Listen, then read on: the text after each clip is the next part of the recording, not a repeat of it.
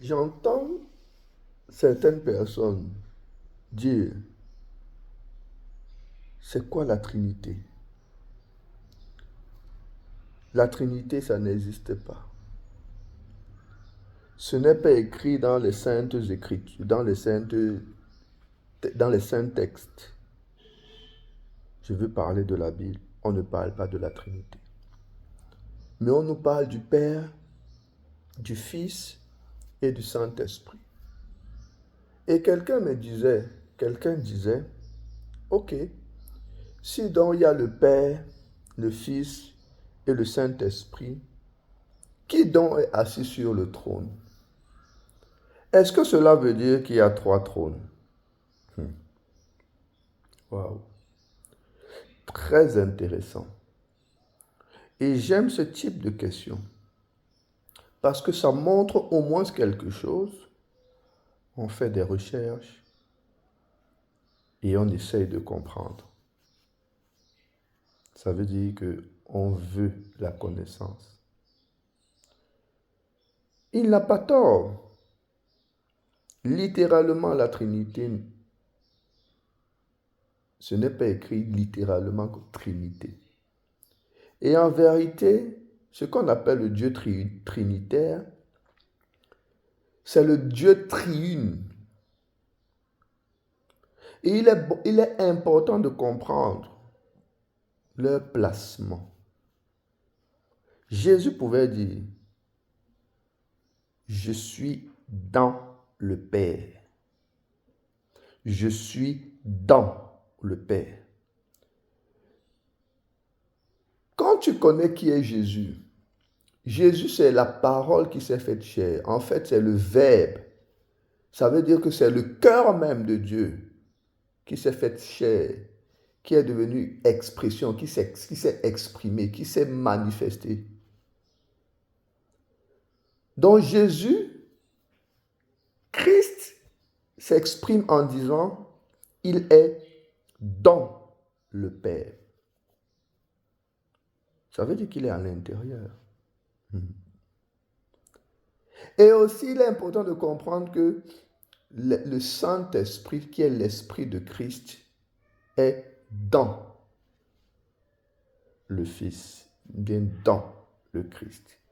Donc nous avons Jésus qui est dans le Père, le Saint-Esprit qui est dans le Fils. Pourquoi on nous parle de trois trônes? Pourquoi? On est en train de parler, quand on dit le Père, le Fils et le Saint-Esprit, trois personnes, on est en train de parler de l'intérieur de Dieu, la profondeur de Dieu. Le Père, le cœur du Père et la démonstration de son cœur, la personne qui démontre son cœur, qui est le Saint-Esprit. Donc le Père, le Fils qui est l'expression du Père, du cœur du Père, et le Saint-Esprit qui démontre son cœur, le cœur du Père. Donc c'est le Dieu triune. Trois en un. Trois en un. Donc il y a un seul trône. Un seul trône.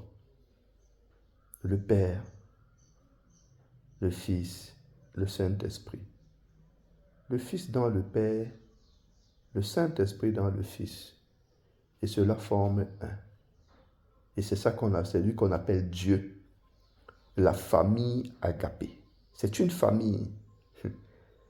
C'est pour ça que Dieu, c'est une famille. Il est le Père. Il a une famille. C'est la famille agapée. Et au travers du Fils, de son incarnation, de sa mort, de sa résurrection, il nous a inclus dans cette famille dont nous faisons partie de la famille de Dieu. C'est ça la faveur imméritée. Ce n'est pas parce que nous avons fait. c'est parce qu'il a choisi. C'est son amour qu'il a fait. C'est son amour qu'il a voulu. Et aujourd'hui, recevoir ce qui vient de lui nous amène à devenir ce qu'il a fait de nous et à démontrer ce que nous sommes en lui, sa famille. C'est toute une école. Ça passe par confesser et croire dans son cœur pour une expérience, l'expérience de la nouvelle vie en Christ. C'est ce que je vous souhaite. C'est ce que je vous souhaite. Tout le monde est concerné par là. Tout le monde. Il n'est pas question de religion. Tout le monde est concerné par ça. Prête l'oreille. Paye le prix de l'écoute. Et laisse l'Esprit de Dieu te transporter, t'amener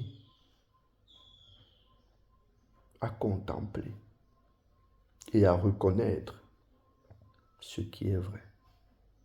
Le Saint-Esprit en mouvement.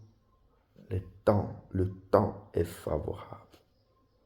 Tu es béni dans la paix.